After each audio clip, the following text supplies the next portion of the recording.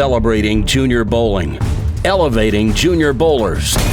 This is Prodigy Bowlers Tour.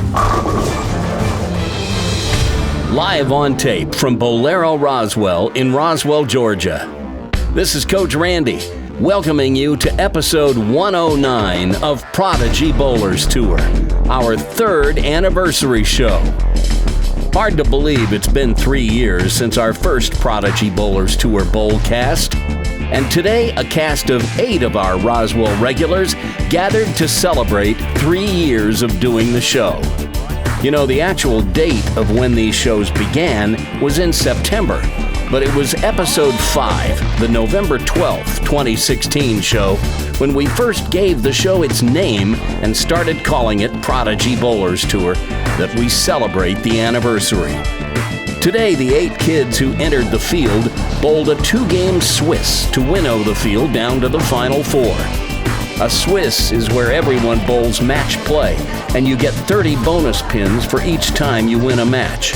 The original pairings are done at random, and then every subsequent game is a position round, with first place bowling second, third against fourth, and so on.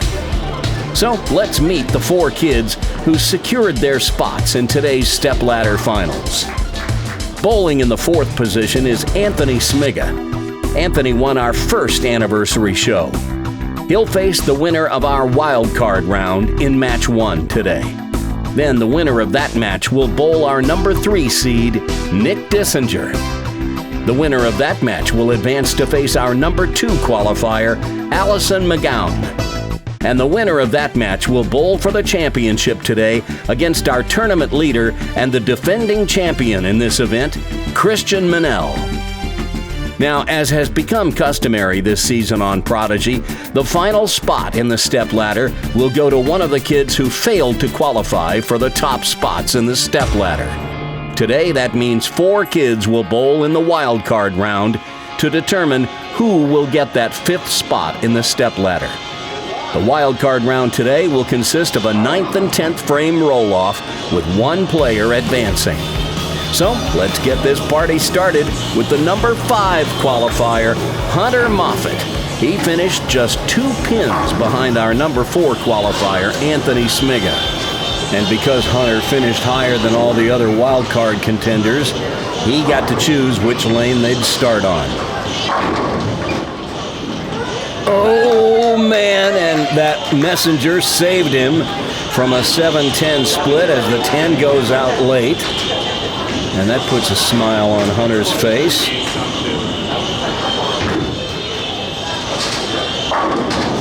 So they will all bowl a 9th frame on the left lane, and then we'll move over to the right lane and bowl their 10th frames. And Hunter gets started with a spare in this wild card round, 9th and 10th roll-off.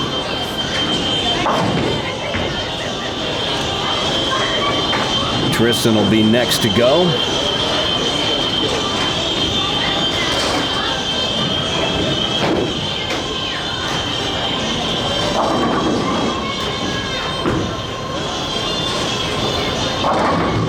And a strike to start. Tristan's been working with Doug O'Brien, Annalise's dad, and you can see some improvement in his game.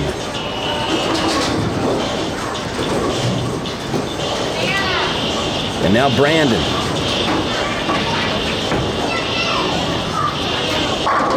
Oh, a little off balance at the line, but that one tracks right for the pocket.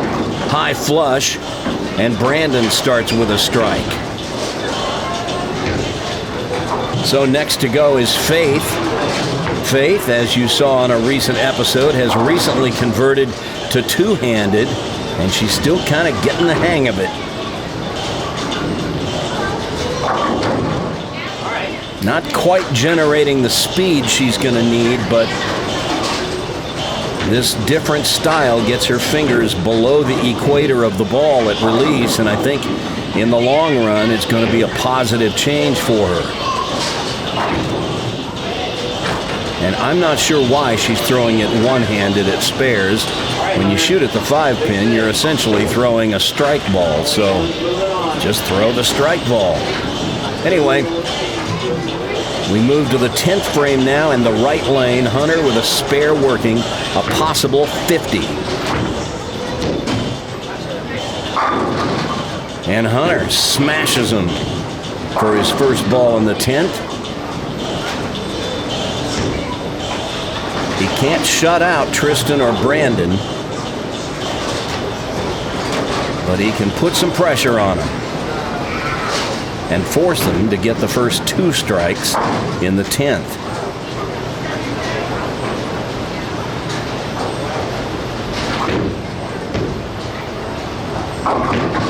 Oh boy.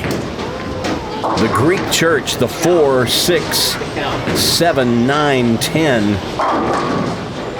Well, in this situation, it probably makes the most sense to just get the count. So he'll go for the 3 on the right.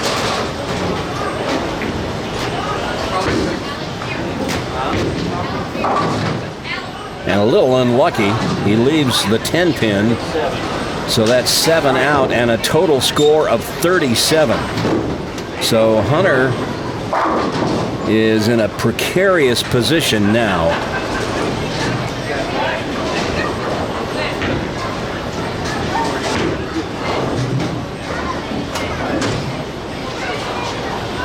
Tristan moves over to lane 40.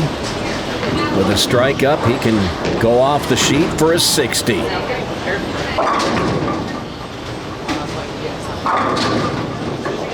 But the 10 pin stops him. So now that reduces his potential score to 40. If he covers this 10 pin and then strikes on his fill ball, he'll get that 40. And in the process, he would shut out Hunter and Faith. And there's the spare.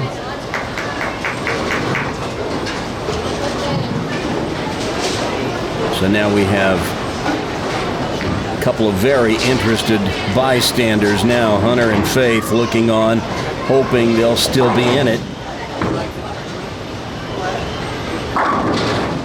And a 9 count for Tristan. That gives him 39. That knocks Hunter out. Faith can strike out for 39. But Brandon, of course, can sneak past all of them.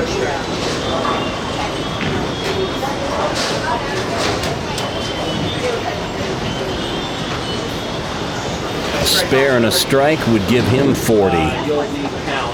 And he would be moving on to the Stepladder finals.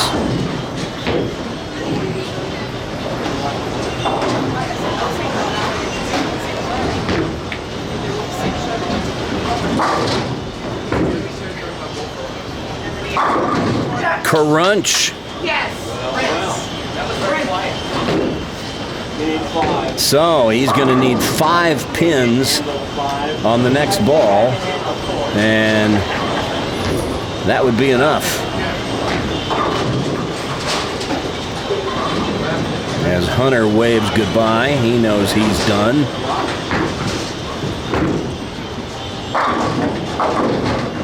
And that is a winner for Brandon.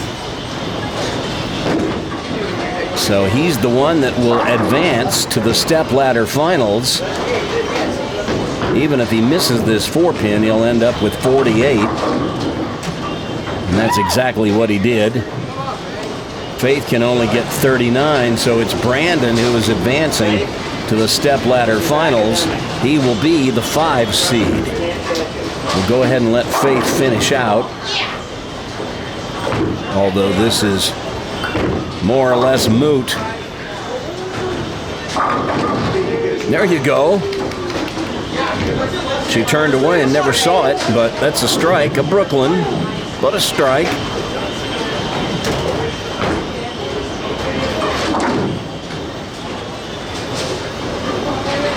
They bowled in the order they finished in the qualifying.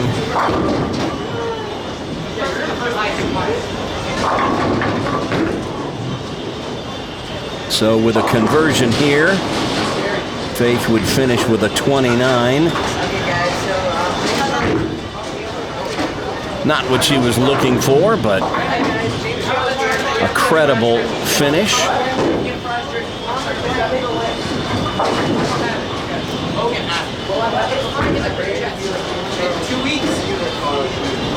And that puts an end to our wild card round. It's Brandon Caraviti who's going to be moving on. He'll be in match 1 against our 4 seed, Anthony Smiga, when we return to Prodigy Bowlers Tour.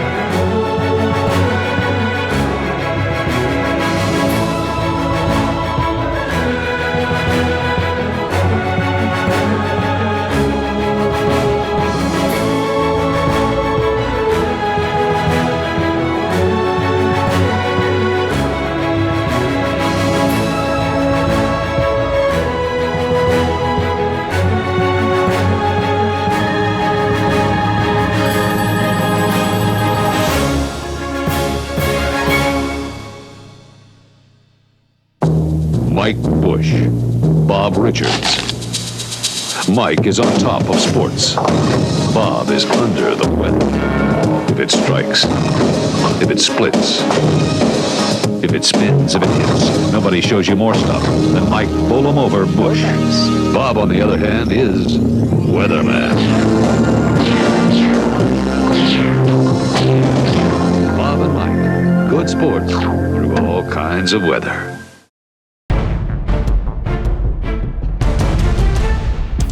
So a double in the 9th and 10th is all Brandon needed to propel himself into the championship round stepladder today. And first up is our number 4 seed, Anthony Smiga.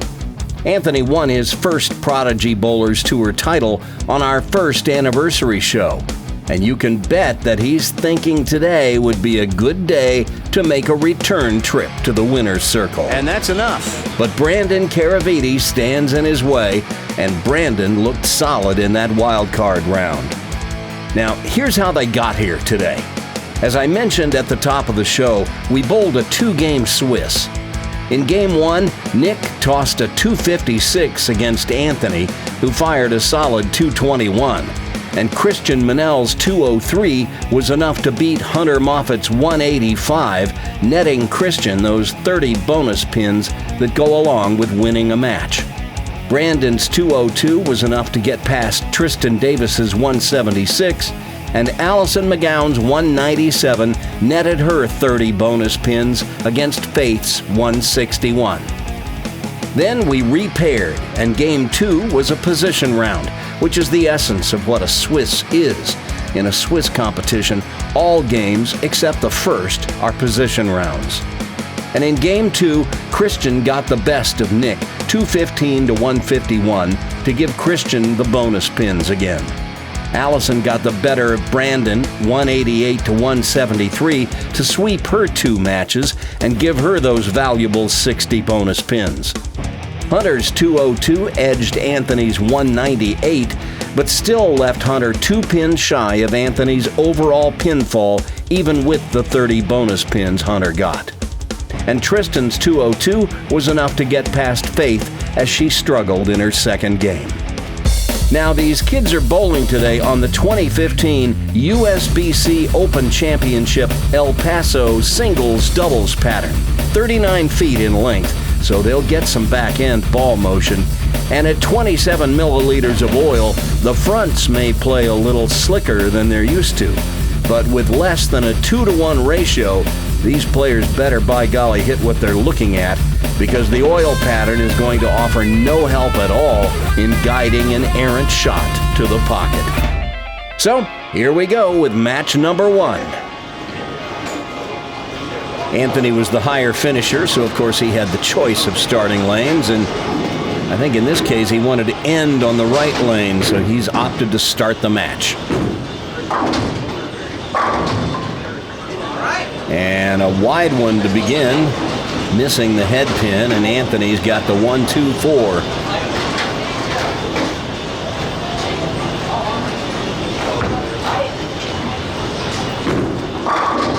Look out. Wide again. Not the start he had in mind. So, an early break for Brandon, who begins on the right lane, lane 40.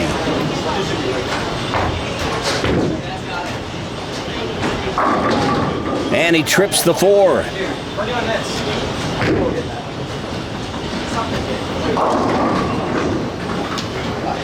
Gets a high five from Faith, who bids farewell as she is all bundled up to head out into the cold weather and head home with her folks. Her work is done here. And now Brandon going for a double.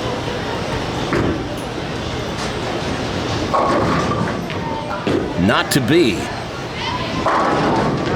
Brandon's strike attempt sails wide right, just as Anthony's did on lane 39. And Brandon leaves the 1-2-8. Move your feet about 3 or 4 boards to the right, throw it over your strike target, and you'll make the spare. Just about like that. So a quick lead for Brandon Caraviti as Anthony moves over to lane 40, the lane that he liked. Well, I'm not sure he likes that, though. Comes in light, had a whole cluster. He had the 2-4-5-7-8 standing, and everything went but the 5-7. Not a great break. Here's how you make the split. Move your feet about 3 boards left and throw your strike ball. And that's how it's done right there. Good shot by Anthony. That'll settle him down a little bit, I think. Just ticks the right edge of the 5, slides it over into the 7. Watch his reaction to it this time. A little body English helps sometimes, you never know.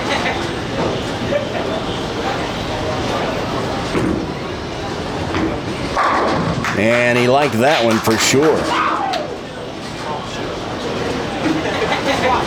Watch his footwork. 5-step approach. And that was high flush.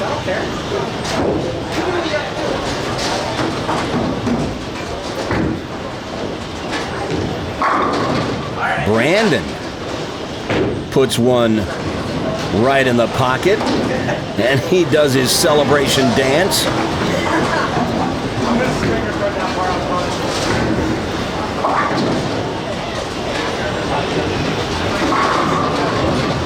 And down they go. Can't throw it any better than that.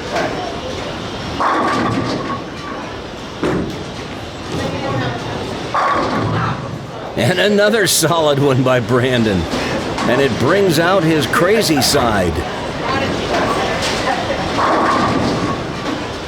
4-step approach.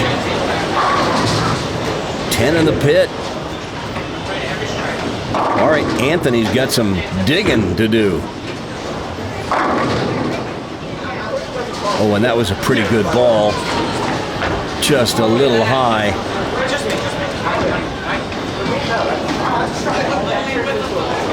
When things are going your way, it seems like you trip those. And when your opponent is running away from you, they don't.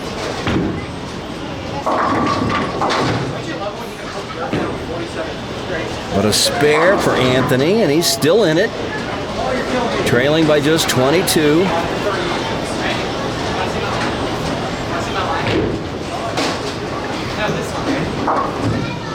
The matches we had in the Swiss were generally pretty close. Oh! And there is a big-time break. Right through the nose. It's probably the 2-pin. Watch the 2-pin go to the left wall. And here it comes. Slices right between the 6 and 10. Rather unusual pin action. You don't see that happen very often. And look at Brandon. That's 4 strikes in 5 frames as he slaps out the 10 on that one. Watch it again.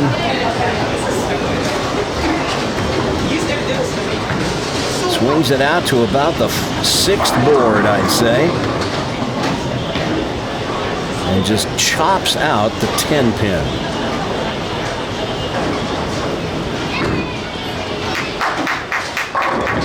And he does it again. And Brandon having a rip-roaring time. He's making this sport pattern look easy.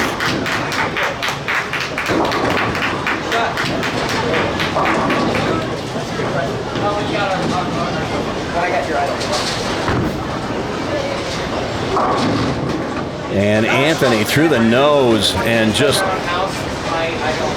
can't get a break. Well, I can't really say that after that 6-10 went down the frame before, but he's going to have to slide the 6 clear across the lane to convert the 6-7-10. Oh, and he made a pretty good run at it, too. That was close. Take another look, see if we can tell just how close. Maybe a ½ inch at around 62 feet. There's a solid strike. But Brandon has put 56 pins between himself and Anthony. So he is in firm command of this match.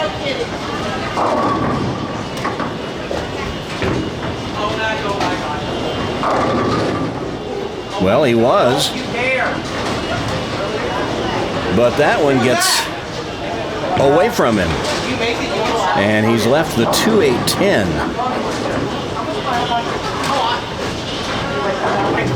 Very rarely will you see this split made. It can be done. But not that way. The idea is to try to knock the 2 over into the right wall and have it come back and either get the 10 and the 8 or come back and get the 10 and knock the 10 into the 8. It is very rare to see that made.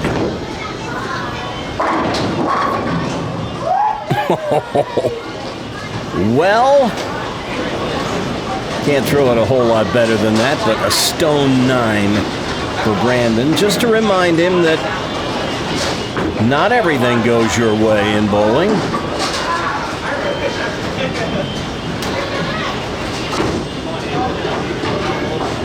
Oh, and he whiffed it. And now look at this. All of a sudden, we've got a match. If Anthony can strike here, we've really got a match. Oh, man. What a bad break. Week 10. He could have made it an 18-pin game and then another strike in the 9th. He could have closed it down to within a mark. But now he misses the 10-pin, and whatever faint hope he had may have just left the building.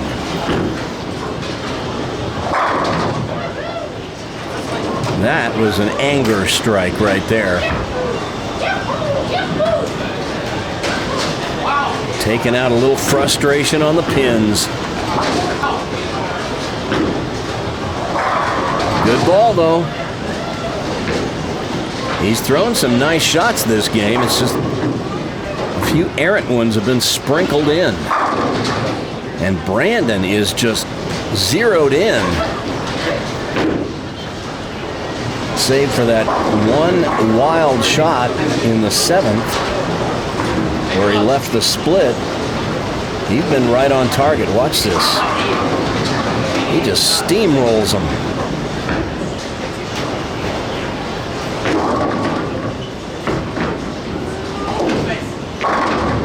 And he stuffs him straight back with his first ball in the 10th. And that puts the match away. Brandon is moving on to match 2.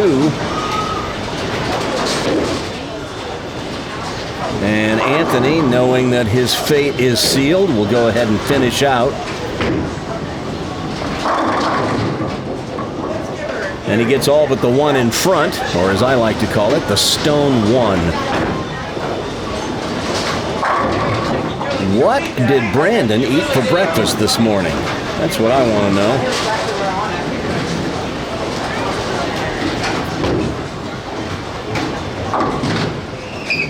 Spare for Anthony, and he can finish with a 162 if he fills it up on the fill ball here, and then Brandon with a possible 222.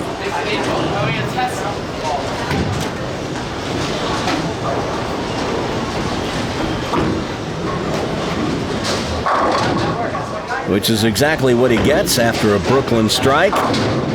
Anthony with a 7 count at the end, so he's going to have 159.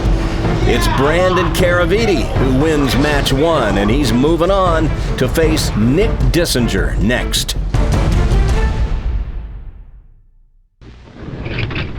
This is it, the new gyro balance ball by Ebonite, world's first and only professional bowling ball. And this is Don Carter, the man who conceived it.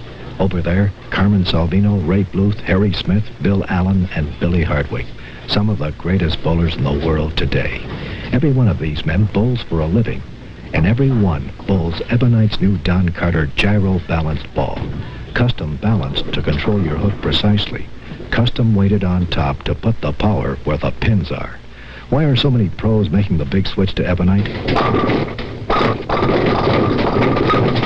Simply because they win more money with it. That's the ball, the pro ball, the custom ball with the big Y that puts the power where the pins are. Ebonite's new Don Carter Gyro Balance, the ball that gives you the Ebonite edge. Since Don Carter Gyro Balance balls take longer to build, make sure you order yours now. This is the Star Sapphire, a gem of hypnotic beauty. Now, Brunswick captures that same deep sapphire glow in a beautiful new bowling ball, the Brunswick Crown Jewel. Every movement brings out new mystery and beauty. A unique material gives you a firmer grip, a new promise of scoring accuracy. And its lasting luster will look new for years in your choice of glowing ruby red, iridescent black pearl, or shimmering sapphire blue. To own the new Crown Jewel is a permanent satisfaction. A prized possession you'll treasure for life.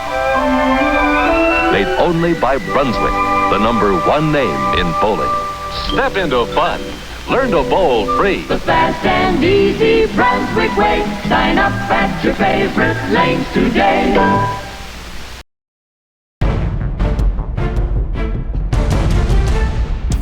So far, so good for our wild card, Brandon Caraviti, as he took no prisoners in a 9-strike performance against Anthony Smiga, and Anthony never knew what hit him.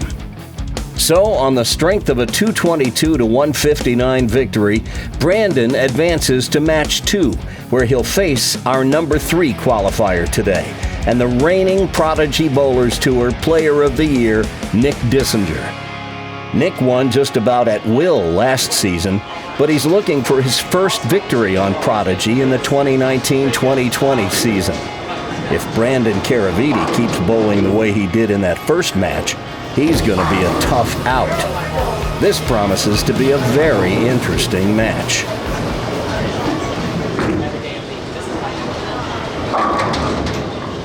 Goes high on the opening toss. Leaves the 6.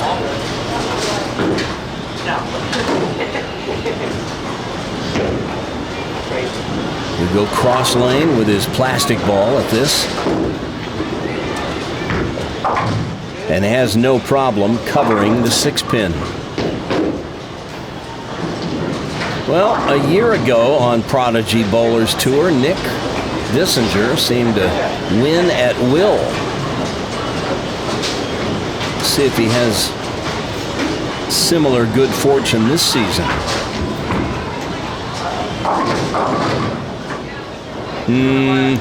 Well, an inauspicious start as he leaves the super washout, the 1, 2, 4, 6, 10. You can make it two ways. Put the ball on the left side of the head pin and drive it over into the 6, 10. Or throw the ball from the left side of the lane straight at the right side of the head pin. Let the head pin get the 2 and 4, the ball, the 6 and 10. But with all spares, you have to hit the pin in front. We call it the key pin on spares. The one in front. You gotta get that one with the ball. So an open to start for Nick, and he cedes a 13-pin lead to Brandon. A little wide with that one. The 2 remains. A decidedly easier spare than the one he faced in the first frame.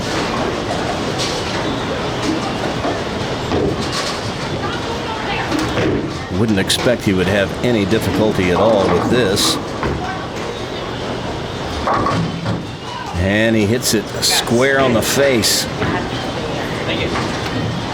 Nick has pretty much perfected a straight ball release with his two-handed style.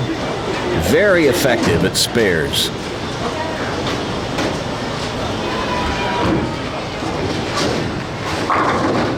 And Brandon, very effective on that ball. Still 8 frames.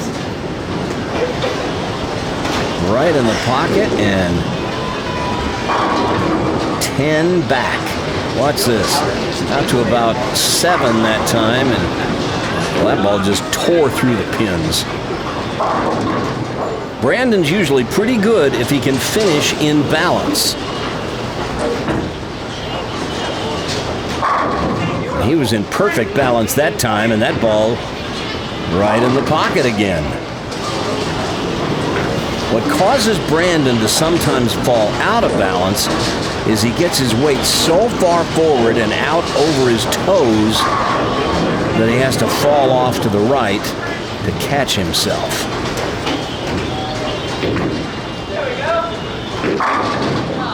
Nick is very rarely out of balance when he lets it go. And that's why we see him throw so many quality shots.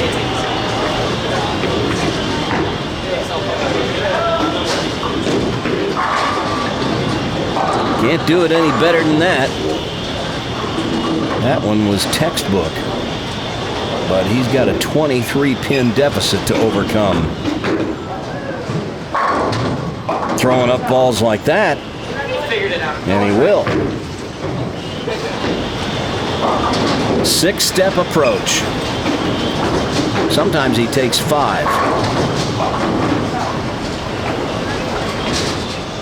But that one was 6.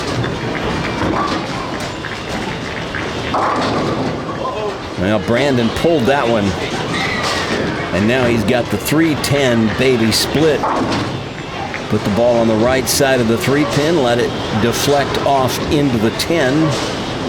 That's the way we recommend making it.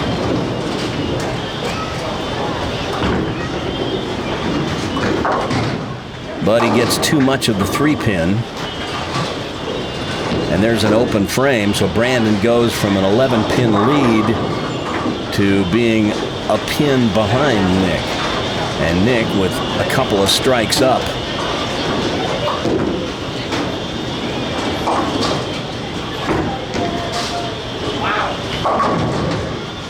That looked like a pretty good shot, but it seemed to read the lane a little earlier.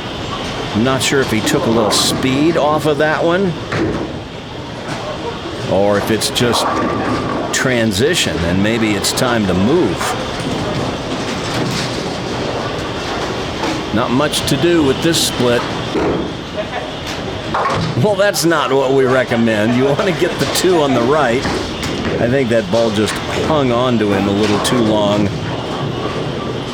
And that's what caused him to pull it all the way across the lane. But it was probably going to be an open frame either way. And he wasn't on a strike or a spare, so he only loses 1 more pin and count. But look at this. Nick with a split of his own, the 2-10. This decidedly more makeable than that 4-6-10 that Brandon had. Put the ball on the left side of the 2-pin and you can throw it over into the 10. Well, he got a little too bold with that attempt. And he leaves both of them, and now he was on a strike, so he's not going to lose just 2 pins in count. He'll lose 4. So Nick falls 3 behind as he heads to the left lane, and he liked that one as soon as it left his hand. And it's easy to see why.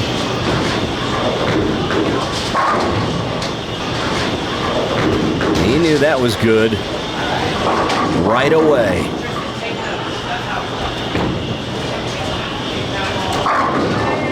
Now that time Brandon fell way off to the right.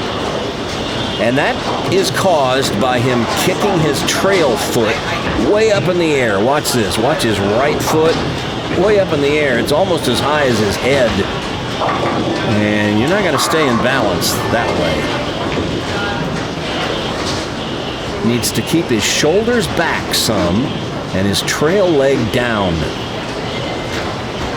And he'll be in better balance. That's the biggest thing that holds Brandon back right now, is just consistency. He's relying on perfect timing to get that ball on line. The 1-2-8-10, a form of the washout. Here's how you make it. Throw the 1 pin over into the 10. The ball will get the 2. The 2 will get the 8. The foot bone's connected to the ankle bone. Watch this. Hello. That's how it's done.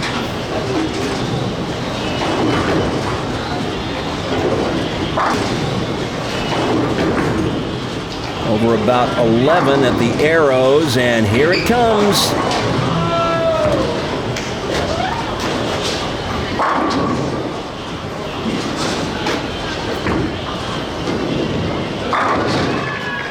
Well, solid strike by Nick, and because he was working on a strike, he now takes the lead over Brandon.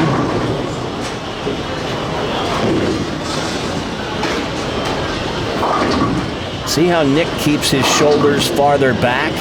Doesn't let him get way out over his toes. As he releases the ball, his trail foot stays down. That's part of the reason why he stays in such good balance. I tell you what, I think Nick Dissinger might just be the best kept secret in Georgia youth bowling. This kid averages .234 in league. To put that in perspective, last year's high youth league average in the state of Georgia belonged to Charlie Bostic with .229. Oh! A punch to the gut right there. A stone 9 for Brandon. He could have used a strike to get a little string going here at the end of the match and make this game close.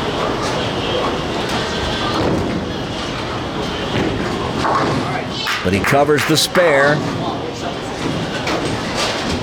And now he's going to have to hope that Nick stops striking long enough to give Brandon a chance to get back in this, as he's running out of frames.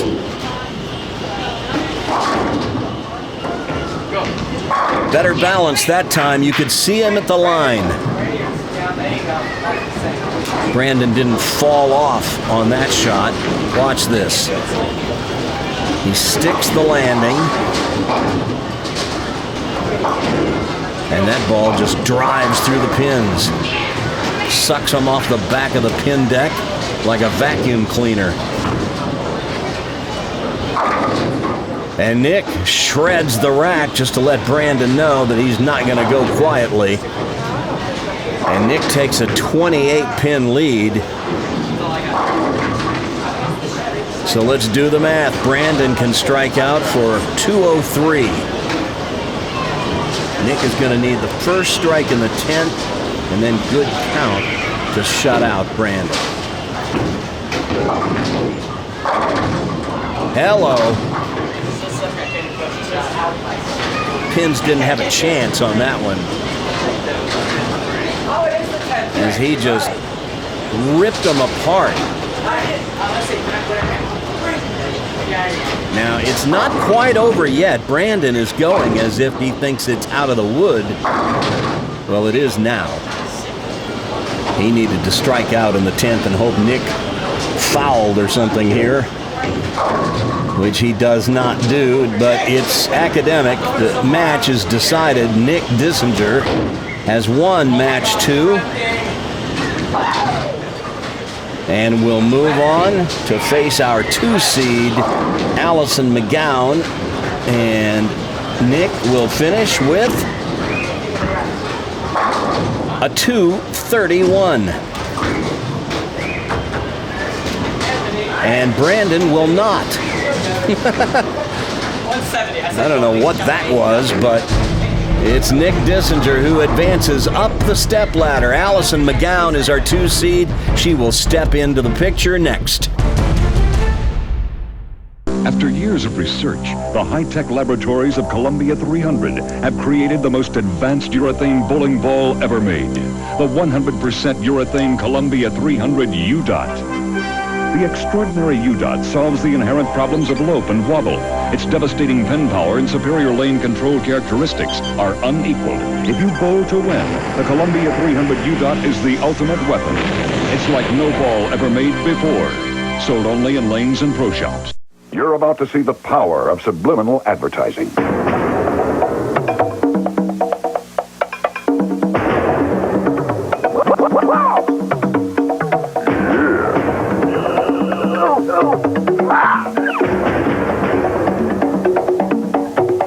Now, can you name bowling's hookingest and bashingest ball? It's the Rhino Pro line in several distinctive urethane formulations to improve any game. Only at your local pro shop.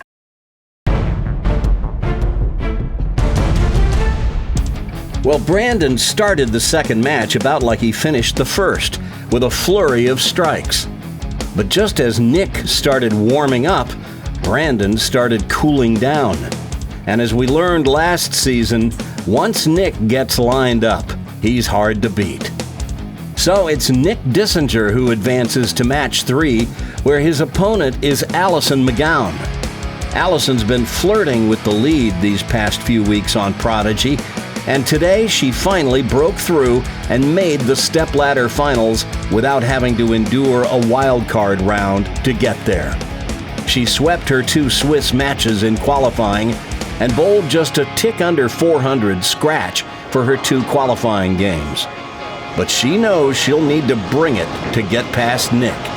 The good news for Alison is she's bowled great all day and has every reason to believe that today might just be her day.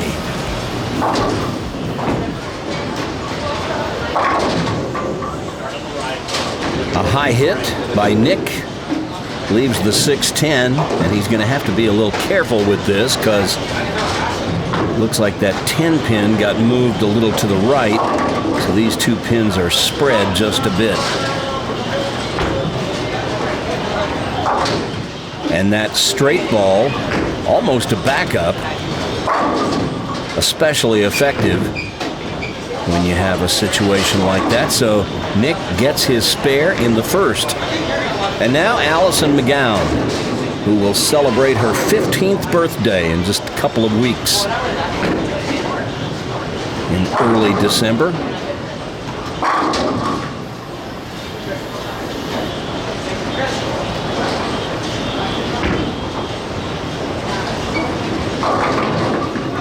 That one doesn't quite get up. It looked like it may have slipped off her hand just a little bit. She didn't quite catch it at the bottom. But a little extra pin action, She leaves just the 4. This should be routine.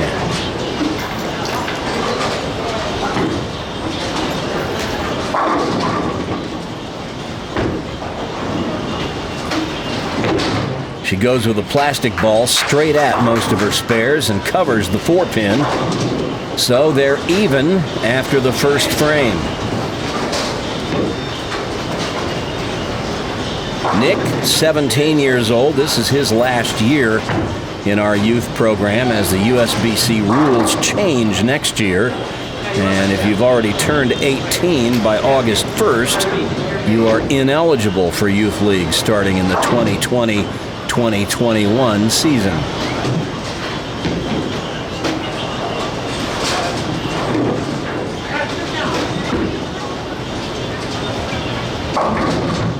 And that time she pulled it just a little bit. I'm not sure if that was an overcorrection or just an errant shot, but in any case,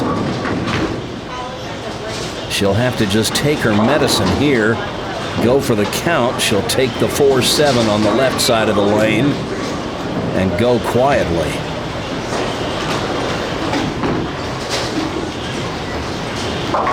And that's exactly what she does.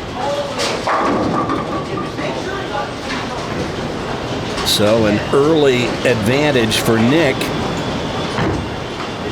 who steps up in the second frame with a 14-pin lead.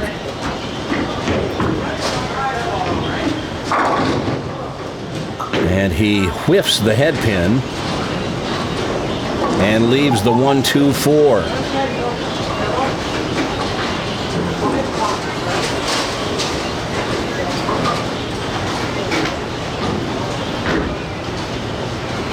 He will use his strike ball for this, probably hook at it a little bit.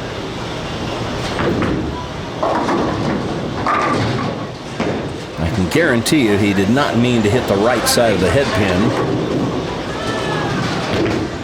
But he does, and they all go down, so it's a spare.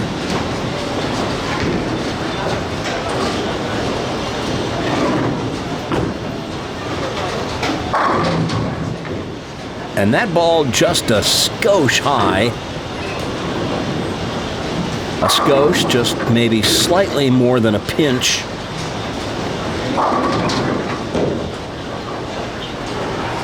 In any case, he's got the 4-pin. And he runs by it. An uncharacteristic miss by Nick of a very easy spare. And Alison gets a reprieve.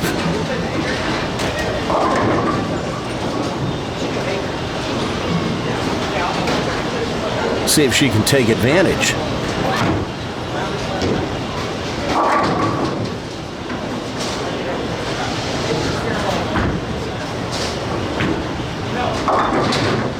Well, she goes through the nose. Another pull. And she's got the 3-9-10. Here's how you make it. You got to put the ball on the right side of the 3-pin, let the ball deflect into the 10, but it's still got to have enough drive on it to dig through and carry out the 9. This is a very tricky spare.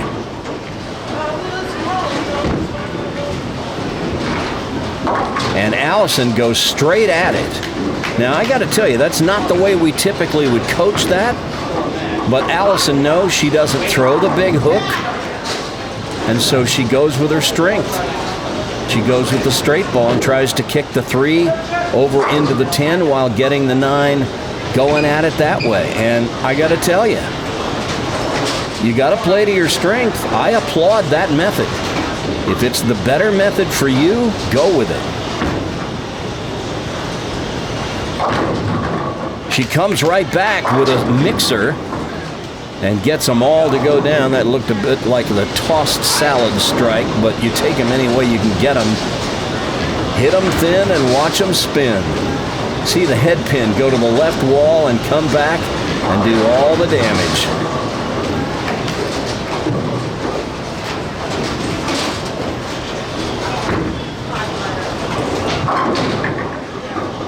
And Nick through the nose and breaks up the 6-7-10 split. This guy breaks up more splits on high hits than just about anybody I've ever seen.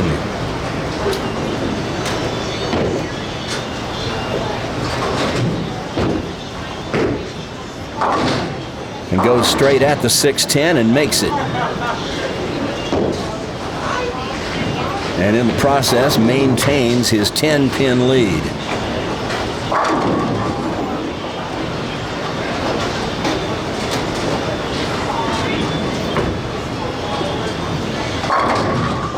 Ooh, see? Breaks up another split. 7-10 is now just the 7-pin.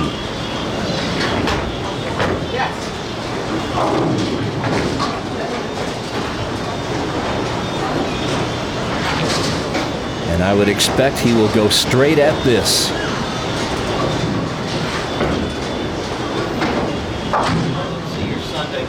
Easy peasy.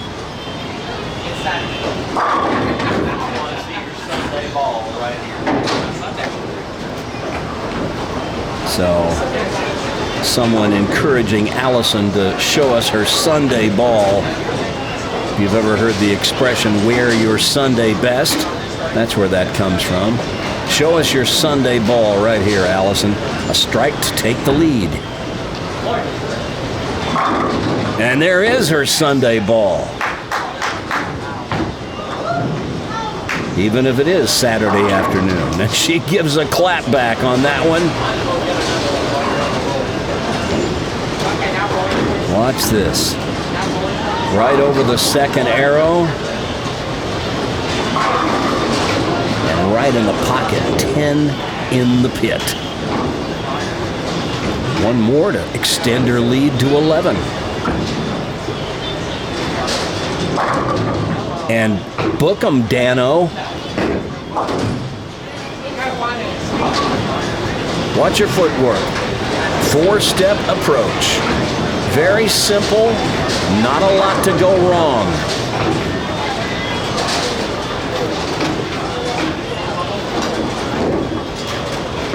And we have a balk. Perhaps something on the approach. Either caught Nick's eye or he stepped on it and slipped. In any case, he picked it up, threw it to the side, and here we go again. And he rips the rack.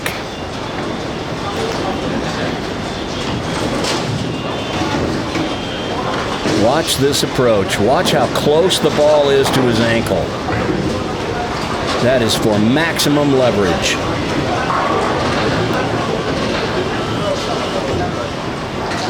And accuracy.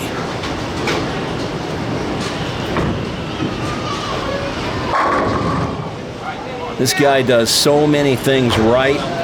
We could spend a couple of hours talking about all the mechanics of his game that are just right. 6-step approach. Everything in good position, including the pins after the ball goes through them. All right, Alison, still holding on to a 1-pin lead, can extend it with another strike here in the 7th.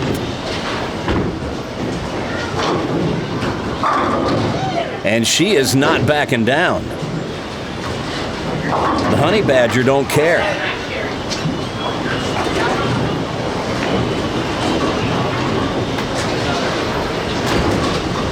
She too, with that ball right next to her ankle.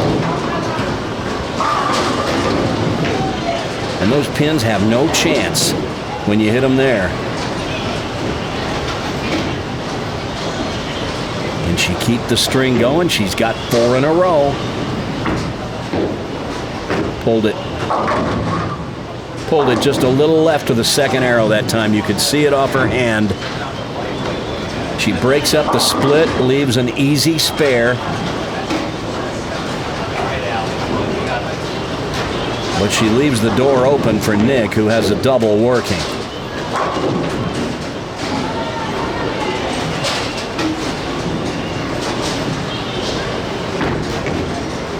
Oh, look out. She pulled it a little left of her target, and an unforced error hands the lead back to Nick.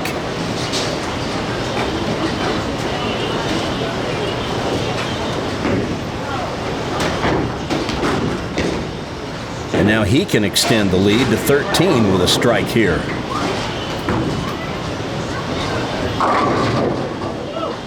But the 10 won't cooperate. So that keeps this match close.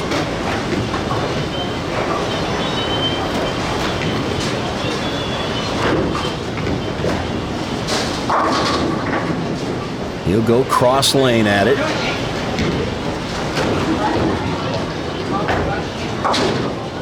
And takes care of the corner pin, no problem.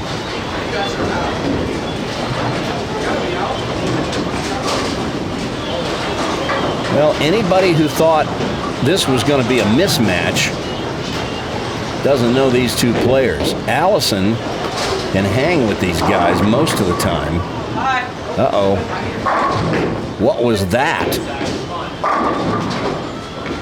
Nick threw that one out the window, and now this match is all even in the 9th frame. Who would have predicted that?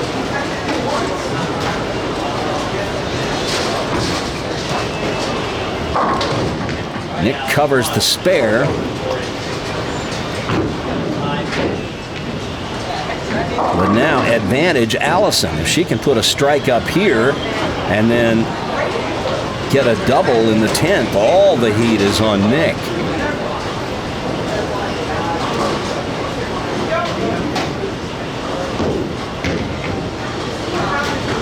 She's taken a little extra time.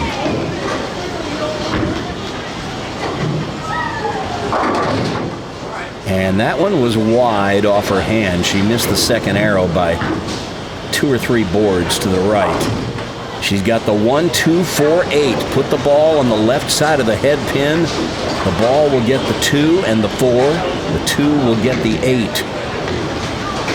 But you got to get that ball over into that Brooklyn zone.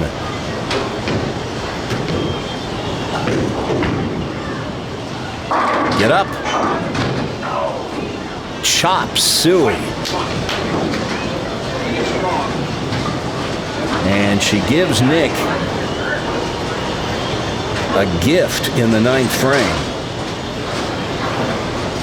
Still, she can shoot 190, and that would force Nick to get 1 strike in the 10th to beat her.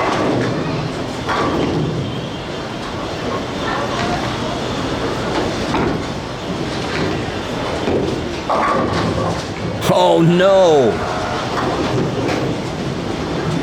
Well, that's trouble. She's really got to go for it. Just hit one of them so thin it just topples over head first into the other.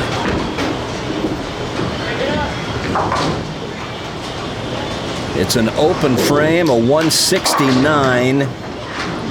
And now Nick just needs 5 pins.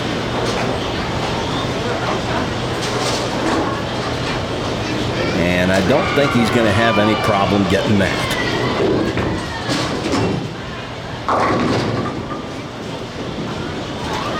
Well, Alison gave him a scare, that's for sure.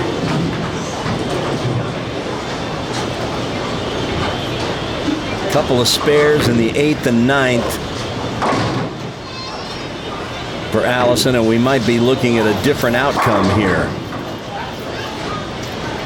But as it turns out, it's going to be Nick who moves on to the championship match.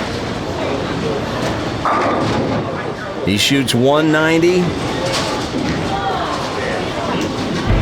He gets congratulations from Alison. And Nick Dissinger will face Christian Manel for the title next. Now, bring the spirit of Prodigy Bowlers Tour to your bowling center with Prodigy Bowlers Tour t-shirts and sportswear, including collared shirts with the Prodigy logo printed on the back to show that you support junior bowling. Check out the entire assortment of Prodigy t-shirts in the Brownswick store. Visit PRODIGYBowlersTour.com to see the selection. See the ash gray Celebrating Junior Bowling, Elevating Junior Bowlers t-shirt, or the Who Will Win the Coveted Trophy Pin t-shirt. Or maybe you'd want the one that says, I've come to get my bowl on, right on the front of the shirt, or simply, Bowl Me. There's a t-shirt that says, Bowling. You probably don't get it because it's mainly for smart people. And if you're a proud parent with a junior bowler, we've got a t-shirt just for you. And how about this t-shirt? You're bowling an 8th grader. Prepare to meet defeat. Available in grades 1 through 9, most in both adult and kid sizes. And finally, the shirt that reads, Bowl better, have more fun, take lessons. Then maybe you can keep up with me. The Brownswick store is powered by the people at Cafe Press, and all of these shirts are available right now. Just go to PRODIGYBowlerstour.com and click on the link to be taken right to the store. PayPal and credit cards accepted. That's PRODIGYBowlerstour.com. Get your bowl on and bring the spirit of Prodigy Bowlers Tour to your house. Order now. Go to PRODIGYBowlerstour.com. That's PRODIGYBowlerstour.com.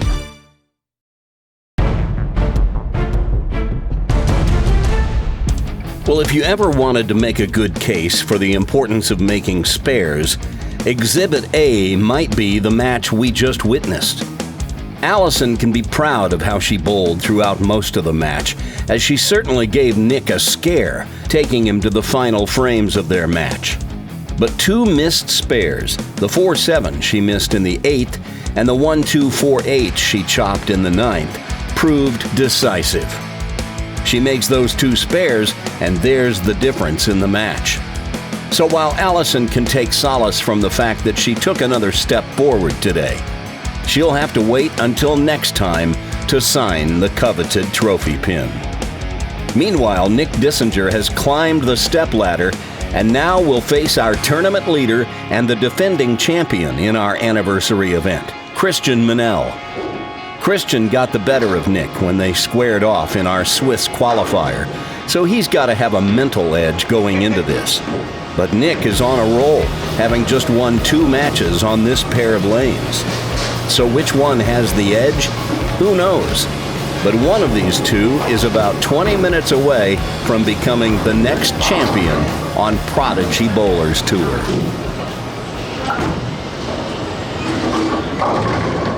Oh, he sent that one a little wider than he wanted to. This pair not hooking as much as the practice pair they were warming up on a couple of pairs over. And the 2-4-10 awaits him. Put the ball on the left side of the 2-pin, throw the 2 into the 10, the ball will get the 4. He will go straight at it. But he will get too much of the 2-pin, and that's an open frame for young Mr. Manel. And an opening for Nick.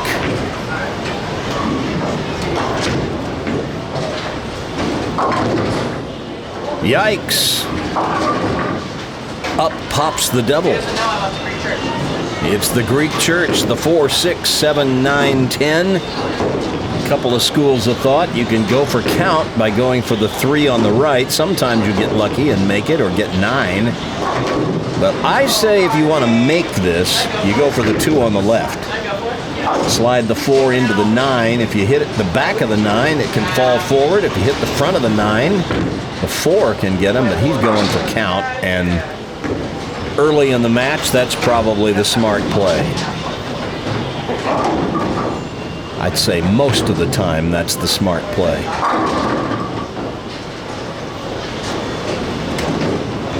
Well, a couple of opens to begin the championship match. But Nick comes right back with a strike. And that puts the heat on Christian. See Nick playing over the 4th arrow. Out to about 9, and rips the rack.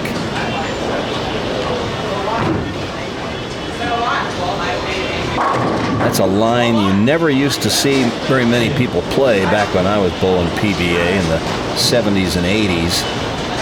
Balls didn't do what balls do today.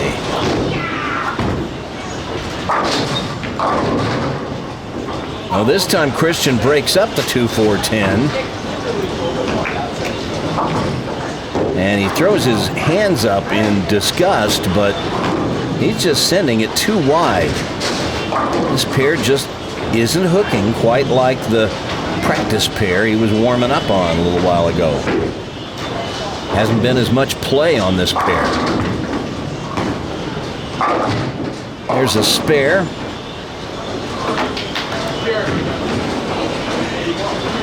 And I think he is going to fetch another bowling ball. I don't think the bowling ball is the problem. I think his line is the problem. But we'll see. Okay, Anthony had to come out and show us what he's got. And Brandon is here too.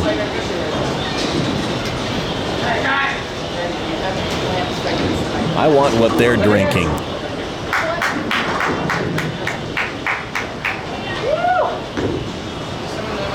Make mine a diet.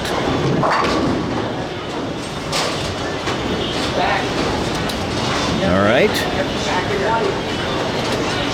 What's the mystery ball?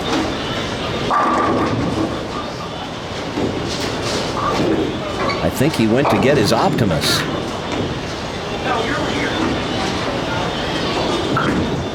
Yep.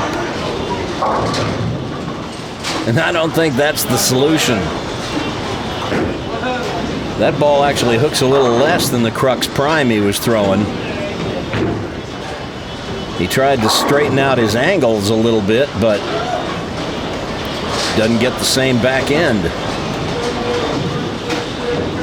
So he goes back to the other one to shoot the 1-2-4-6-10. We saw this earlier today. Judging from where he's standing, I'd say he's going to go for the Brooklyn side. But instead, he just hits the head pin straight on, and that's not going to get you where you want to be, shooting that spare. So another open for Christian, and now Nick with a 17-pin advantage and a strike up.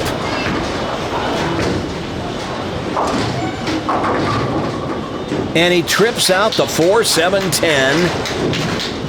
and gives that one the thumbs up and a slap back.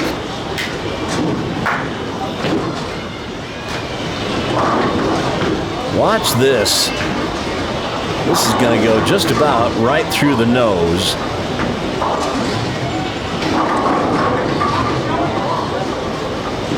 I told you this guy breaks up more splits than anybody I've ever seen. And he gets a lot of those too. Solid strikes.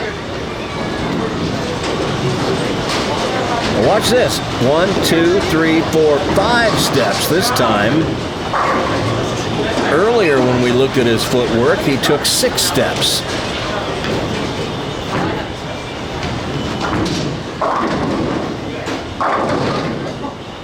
And Christian tries to change his angle that time with his more aggressive ball, and it just takes off on him. The 5-10, I promise you, this is not a spare he practices. He doesn't leave it all that often. Got to get to the left side of the 5, slide it over. Pretty good try. Just got a little too much of the 5, and that's another open. That's 3 opens in 4 frames. And meanwhile, Nick has 3 strikes in 4 frames. And that's a recipe for trouble. Trouble for Christian. He's got a 48-pin hole he's got to dig himself out of.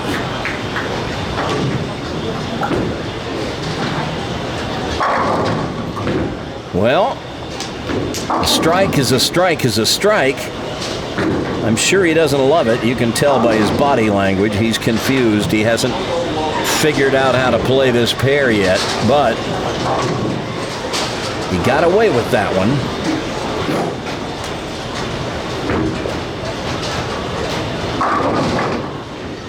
And Nick just a little high with that hit. Leaves the 4.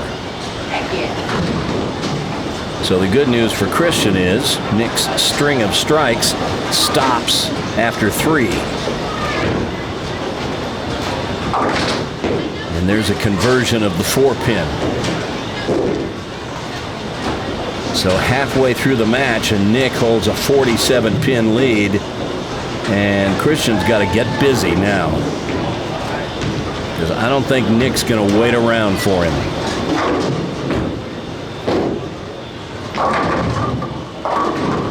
That one didn't quite get back. And now the 4-8. Not a spare we see all that often, but for a right-hander, a very choppable spare. Nick will probably go with his straight ball at this. Almost a backup. Oh, and he sends the 4 in front of the 8. So an open frame, and now Christian, this is a green light special. But he's got to figure something out now. A couple of strikes in the 6th and 7th, and he can cut this to a 14-pin match. Oh, that's not the way he wanted to get it, but... And you can tell from his body language, he's pretty much clueless as far as what he needs to do to find the pocket. But you just got to keep searching. Make an adjustment, probably move a little farther left. That's better. Oh, that's a lot better. Game on now.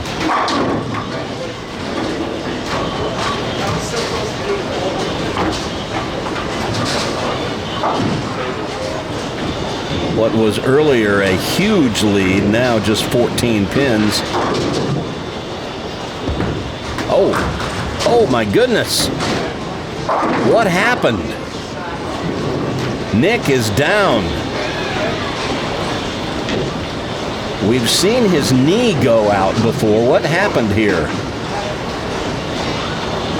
He is in pain.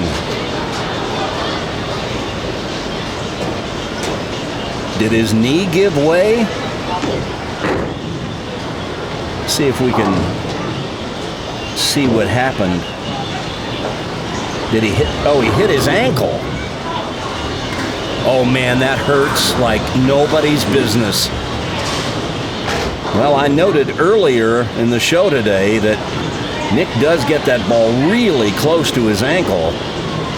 And sometimes you'll hit the ankle, and that smarts like nobody's business.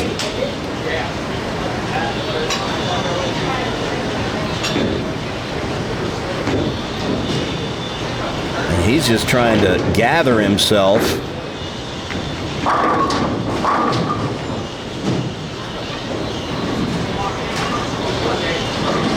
He will feel that tomorrow, I promise.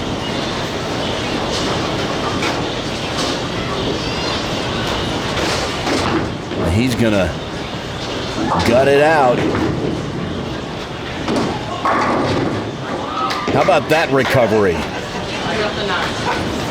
How about that recovery? Man, a lot of times after somebody hits their ankle like that, they are so careful not to. Their swing will be 6 inches away from their ankle, and usually an errant shot. But Nick trusts it and gets the spare.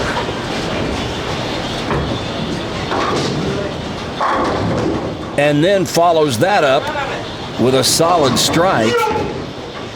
And he gives it the thumbs up. We'll take another look at it. We see his reaction, and he likes it. All right, Christian, this strike would cut the lead to 4. And there it is. And all of a sudden, a game that looked like it was totally in Nick's hands. Christian has clawed his way back into it. Watch this. He wasn't getting that thing to come back earlier, but now it is. If he can put a strike up here in the ninth, Christian can take the lead.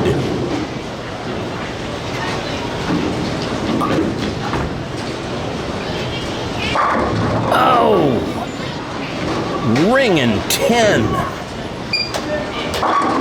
Denied.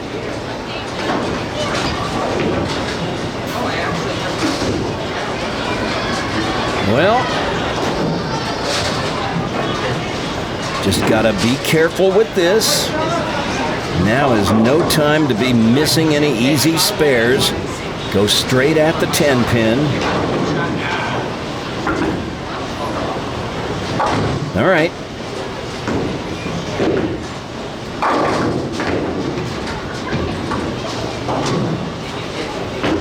Christian with a possible 199.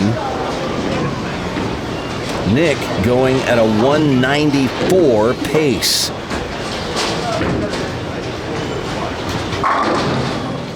And that strike gets him to a 204 pace.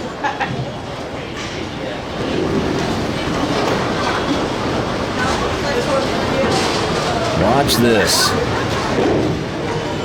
Swings it out to about 9. We saw him there earlier, and that's the sweet spot. Another strike here, and he can just about walk this one home. See you later. Well, that ringing 10 that Christian left in the ninth opened the door for Nick.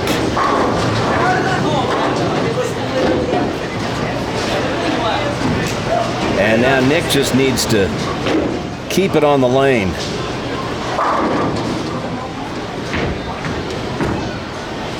And that'll do it. And that is winner, winner, chicken dinner. Nick Dissinger has won our 3rd anniversary show. Christian made it a match at the end, but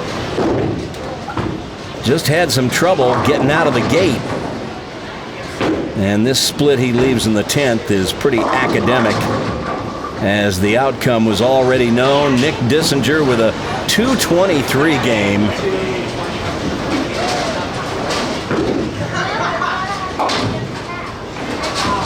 Christian will finish it out with a 173. And the score sheet says it was a 50-pin difference, but this was a much closer match than that. We'll get Nick to sign the pin next. Hey, Prodigy heads, it's me, Coach Randy. Now, you'll have to forgive me today. I don't like to have to just look away from the camera and read a statement, but this one's long, and I don't want to leave anything out. This is the part of the show where I usually come on screen and thank all our patrons for their support of Prodigy Bowlers Tour, and to remind you that you can show your support for the creative work that goes into the making of Prodigy Bowlers Tour each week by becoming a Prodigy patron. It's true that for as little as $5 a month, you can gain early access to all our full-length episodes of Prodigy, and for $10 a month, you can get early access and get your name listed in the end credits as an executive producer. All that's true, and I really can't thank you enough if you're already a Prodigy patron. But today, I'm here to talk to you with a sense of urgency. A recent settlement between the Federal Trade Commission and YouTube resulted in YouTube paying tens of millions of dollars in penalties to the FTC for violating a law known as COPPA, or the Children's Online Privacy Protection Act. The upshot of this is that YouTube is rolling out new terms of service And while this likely won't affect you as much as it affects content creators like me, it could very much affect this channel and shows like Prodigy Bowlers Tour. Creators now must inform YouTube whenever their videos are geared toward children. And when we say children in this context, we are meaning under 13 years of age. This puts Prodigy squarely on the fence. While it's true that we do occasionally have a few under 13 bowlers on the show, the vast majority of the kids who bowl on Prodigy are 13 and older. And there's no question in my mind that the show is targeted at an audience that is over 13. Now, that's not to say there aren't some under 13 kids who watch and enjoy the show. Certainly there are. And in fact, over this past summer, we did one episode just for them. Our For Littles Only show was decidedly aimed right at kids under 13. But Prodigy Bowlers Tour is not intended to be a little kids program. Frankly, as a parent and grandparent myself, I will always contend that the appeal of Prodigy Bowlers Tour is as much for parents as it is for kids. I hear all the time from parents who love watching the show with their kids and have even watched their own kids on Prodigy Bowlers Tour. But the implementation of YouTube's new terms of service will go into full effect on January 1st, and in the meantime, channel operators like myself are being asked to notify YouTube which of their videos are children's programming. The FTC has let it be known that a penalty of up to $42,000 can be levied per video against a creator who knowingly tries to deceive the FTC when classifying their videos. They ain't playing. The bottom line is YouTube will soon be removing targeted ads from videos that are deemed to be children's programming, which will eliminate one source of revenue from content creators. And they will be shutting off the commenting functionality on pages that have children's content. Now, it remains to be seen whether Prodigy Bowlers Tour fits into the classification of children's programming as the FTC and YouTube are defining it. But if it does, this will eliminate one of the main sources of revenue that makes the doing of Prodigy Bowlers Tour worthwhile. And that makes it all the more important that you become a Prodigy patron. Look, I spend about 35 to 40 hours each week producing the show when I could be, and some would say I should be, spending that time building up my business as a voice actor. But I do Prodigy because I love doing it. But the truth is, I can't justify the enormous outlay of time to this project if I can't recoup something to make it a viable way to spend my time. So please go to patreon.com/Prodigy Bowlers Tour and become a Prodigy patron. We already know that YouTube's settlement with the FTC is having a chilling effect on content creators who make family-friendly programming that embraces children. And I don't want to see Prodigy Bowlers Tour become an unintended victim of this crackdown by the federal government. Many content creators are already talking about suspending production of their shows and taking all their videos down from YouTube. Now, I'm not there yet, but that's the dark side of where this could be headed. I'm doing everything I can right now to see that Prodigy survives this ridiculous move by the nanny state. If you want to stay informed on the subject, search out videos about COPPA and YouTube's new terms of service that go into effect on January 1st, 2020. In the meantime, again, thank you for being a Prodigy patron, and I hope we get enough patrons to guarantee that Prodigy can continue moving forward.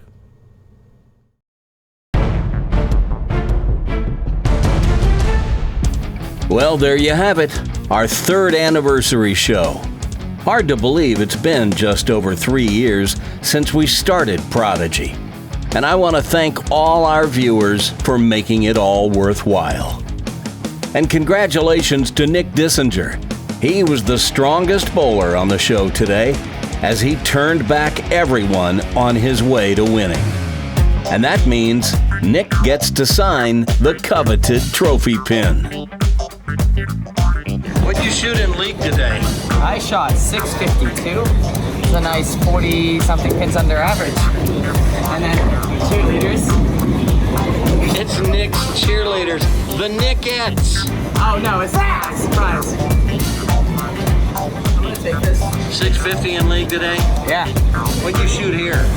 644. After Not bad, not bad. 250 and a 150.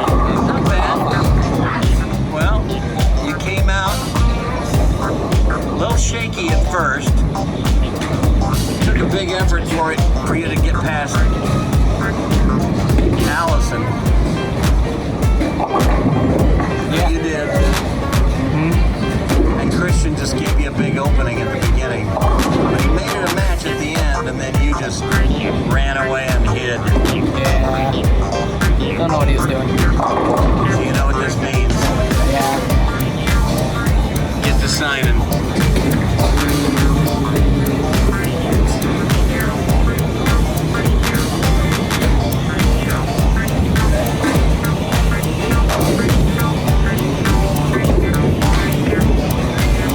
Is this your first win this season? Yeah. Are you signing in multiple locations? No, I'm just signing it all. Oh, you went all the way around. Let's see. Very nice.